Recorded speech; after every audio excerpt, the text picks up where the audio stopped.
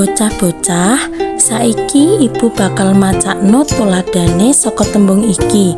Disimak ya.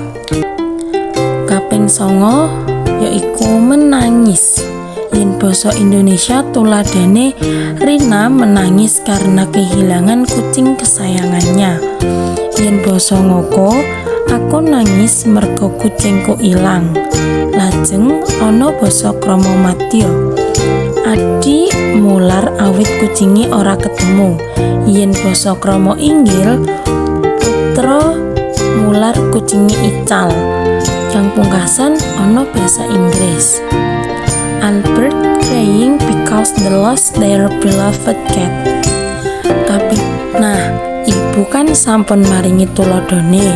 Saiki mestine luwih paham ya. Diiling-iling uga disinaoni nggih supaya bisa unggah-ungguh basa.